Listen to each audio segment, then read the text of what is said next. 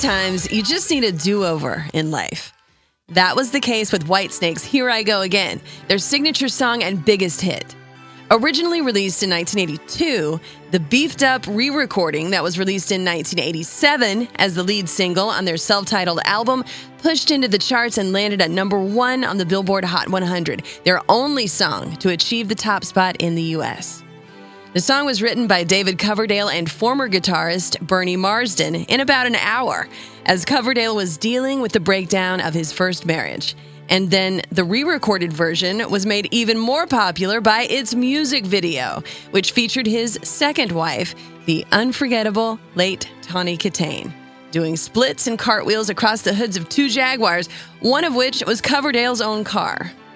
The evolution of the song across 2 distinct eras of Whitesnake's history is a fascinating story of artistic reinvention and commercial strategy, a hard rock and drifter's tale with a message of hope to start new when things fall apart. Let's get into the story of Here I Go Again in this episode of the Behind the Song podcast. And if you like it, hit subscribe and let us know in the comments. Going back to the song's origin, in late 1981, David Coverdale had retreated to a villa in Portugal as his marriage with his then-wife Julia was falling apart.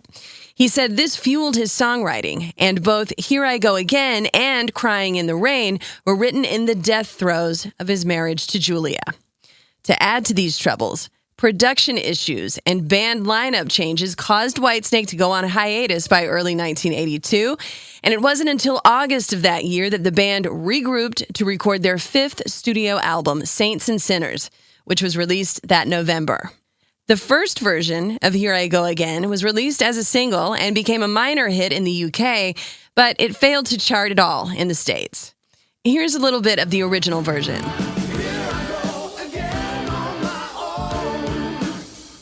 The key to the song's massive success when it was re-recorded for their 1987 album is how it strategically eliminated the band's earlier, grittier, British blues rock sound for a polished, bombastic, hair metal approach.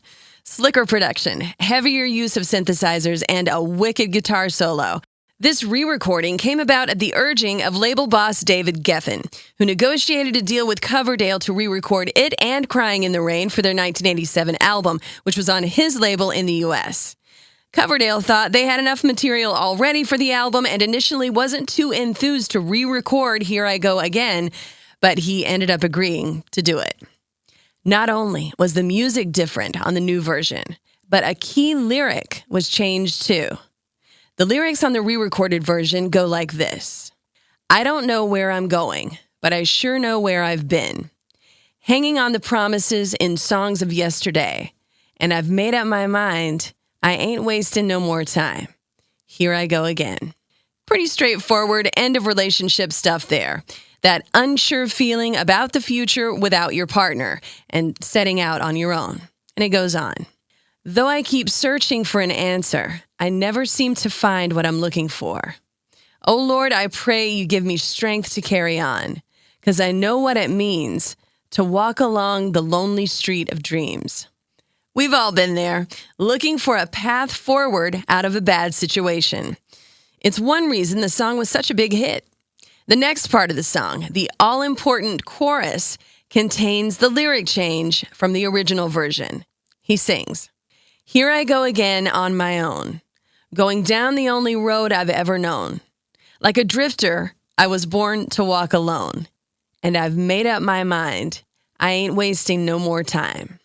The chorus of the original version had the line, like a hobo, I was born to walk alone, instead of drifter.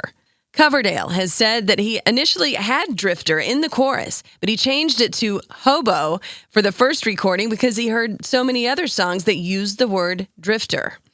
The lyric was changed back to drifter for the 1987 version, partially because there was a consensus at the record label that hobo might be misheard as homo, so as to avoid any confusion.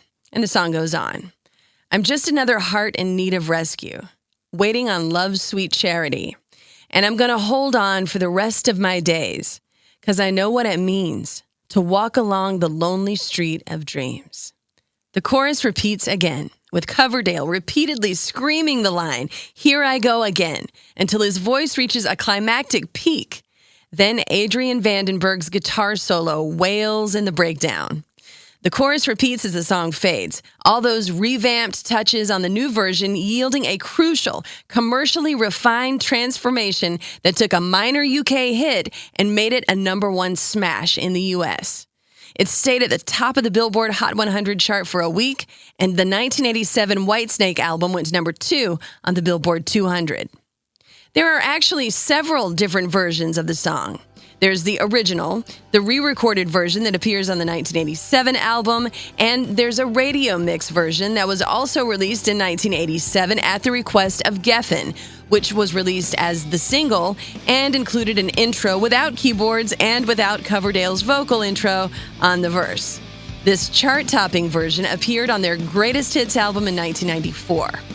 EMI also released a collector's poster edition in 1987 in the UK with an engraved signature version and a fold-out poster of the band. And in 1997, Whitesnake recorded an acoustic version, which can be found on their Starkers in Tokyo live album. The video for the 87 version was really perfect for the time, and it was in heavy rotation on MTV. It features Tawny Kitaen doing a series of gymnastics moves across two Jaguars, one black, one white. The white one was Coverdale's own, and the black one belonged to video director Marty Callner. She was dressed in a white nightgown and generally steamed up the screen. Paula Abdul was hired to help Kitaen with choreography for the video, but Abdul said Kitaen didn't really need any help with her dance moves, that she was simply fantastic. The New York Times later included it as one of their 15 essential hair metal videos. Coverdale and Kitaen were married from 1989 to 1991, a marriage that ended in his second divorce. She is so entwined with this song because of the music video that following her death in 2021, the single debuted at #1 on Billboard's Hot Hard Rock Songs chart. The song is undeniably Whitesnake's biggest hit. It has appeared on so many prominent lists since its release, including the top 500 heavy metal songs of all time, VH1's 100 Greatest Songs of the 80s, and Rolling Stone's Readers' Poll, where it ranked 9th among the best hair metal songs of all time. Ultimately, Here I Go Again is a testament to the power of reinvention, emerging as a winner in the glossy commercial dominance of the late 80s without losing its emotional core. The song's message of perseverance, both lyrically and in its own success story, proves that even the most polished anthem can hold a deeply human story of resilience and getting on with it when the chips are down. So, what other songs give you that pick-me-up when you need one? Something to think about. Until next time. I'm Janda, and this has been Behind the Song. If you like this episode, give it a like and subscribe to the channel. Special thanks as always to Christian Lane for the music you hear on these podcast episodes. You can find me on the air at 97.1 FM The Drive in Chicago and at WDRV.com. On the way, much more classic rock and roll.